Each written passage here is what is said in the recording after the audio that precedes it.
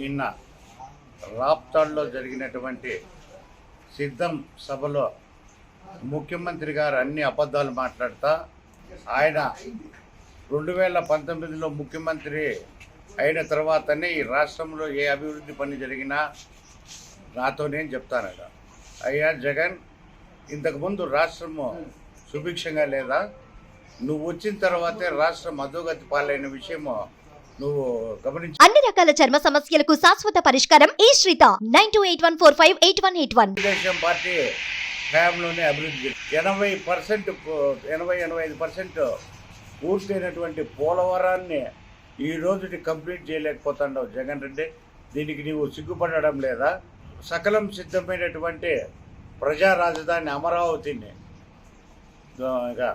ఎంత అప్రతిష్ట పాలు తేవాలో, ఏ విధంగా గబ్బు పట్టించాలో, లాస్ట్కు తెలుగుదేశం గవర్నమెంట్ వేసినటువంటి రోడ్లు, అక్కడ బిల్డింగ్ల దగ్గర ఉన్నటువంటి కంకర సిమెంటు కమ్మి అమ్ముకునే ఘనత నీ కార్యకర్తలు కాదా అని మేము అడుగుతున్నాం. అయ్యా జగన్మోహన్ రెడ్డి గారు, అభివృద్ధి పాలన ఎవరిదో, విధ్వంసం ఎవరిదో ఏ ఒక్కరిని అడిగినా రాష్ట్ర ప్రజలు ఈరోజు నీకంటే చాలా బాగా చెప్పగలరు. పూట ప్రసంగాలతో కాదు, దమ్ముంటే మా చంద్రబాబు నాయుడు గారు ప్రతి సభలోనూ నిన్ను పిలుస్తున్నాడు, రా అభివృద్ధిలో చర్చిద్దాం సవాల్ అని చెప్పి. మరి ఆ సవాళ్ళు నువ్వు ఎందుకు స్వీకరించలేదో మాకు ఈరోజుకి కూడా అర్థం కాల. అయ్యా ఈరోజు సిద్ధం సభలు పెట్టి కోట్లాది రూపాయల ప్రజాధనాన్ని, కోట్లాది రూపాయలటువంటి ఆర్టీసీకి నువ్వు ఎంతో ద్రోహం చేస్తాండవు. నువ్వు 52 నియోజకవర్గాలు ఇవి కాకుండా పక్కన పల్నాడులో నుంచి కూడా బస్సులు తీసుకొచ్చి నువ్వు ఈరోజు సభకు సిద్ధమంటే ప్రజలు నవ్వుతాండారు.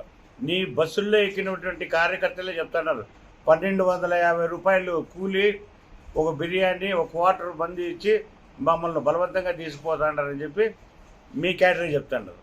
నిన్న నువ్వు సిద్ధం చేసేటువంటి ఆర్టీసీ బస్సుల్లో సైకో పోవాలి, సైకిల్ రావాలి అని చెప్పి డ్యాన్స్ చేస్తా అంటే నీ వైసీపీ కార్యకర్తలో నీ స్టేజ్ ఏదో ఒకసారి అర్థం చేసుకోమని చెప్పి జగన్మోహన్ రెడ్డి గారు చెప్తాం.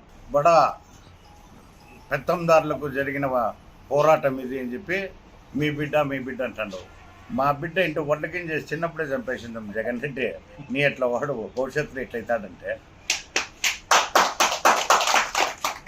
నిన్న నీ జరిగినటువంటి సభలో నీ బహిరంగ సభ సక్సెస్ అంటే అక్కడ ఫోటోలు తీసినటువంటి విలేకరులను ఎందుకు మీరు ఆ విధంగా కొట్టి గాయపడేట్టుగా హింసించినారో దీన్ని బట్టి ఆ ఫేక్ న్యూస్లు ఎక్కడైతే బయటపోతాయో అని చెప్పి ఈరోజు విలేకరు మీద దౌర్జన్యం చేసి అతని కెమెరాలు అవన్నీ ధ్వంసం చేసి ఈరోజు నీవు నాదేదో పెద్ద పాలన సిద్ధం సభకు ఇన్ని వేల మంది వచ్చినారు అని చెప్తాను. 52 నియోజకవర్గాలు కాకుండా పక్క నెల్లూరు ఆ పక్క కూడా తీసుకొచ్చుకునే ఘనత నువ్వు. అదే మా చంద్రబాబు నాయుడు గారు ఒక్కొక్క పార్లమెంటుకు ఒక్కొక్క మీటింగ్ పెడతాడు.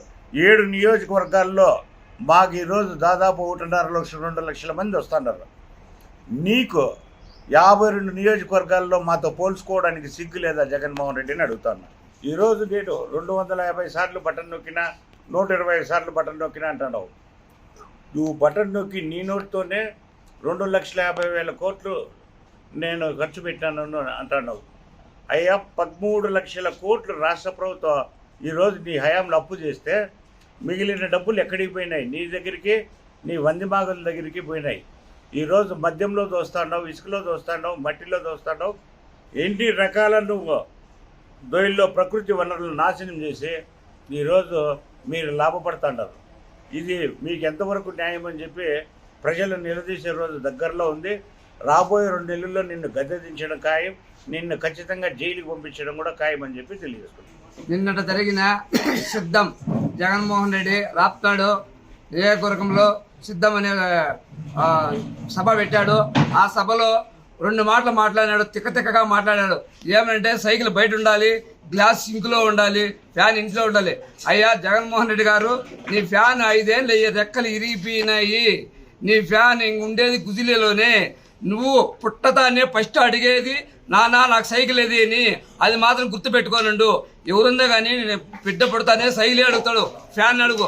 ప్రజలు సిద్ధంగా ఉన్నారు, నీకు సిద్ధం అనుకున్నావు. ప్రజలు మాత్రము నీ గుద్దామని ఓట్ల రూపంలో ఖచ్చితంగా చెప్పడానికి, ఖచ్చితంగా 2024లో చంద్రబాబు నాయుడిని ముఖ్యమంత్రి చేయడానికి సిద్ధంగా ఉండాలని ఈ సందర్భంగా తెలియజేస్తున్నాం.